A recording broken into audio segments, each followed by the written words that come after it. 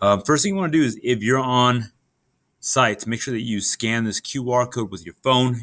You just have to open up uh, your camera and point at it as if you were going to take a picture, and a link will pop up. You click the link and you answer the few questions. The other option is you can click on this hyperlink and it'll do the same thing.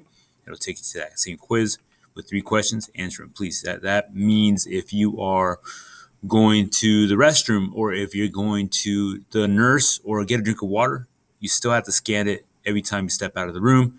It's what we have to do for COVID's sake, so please do that. Next thing you do is scroll down.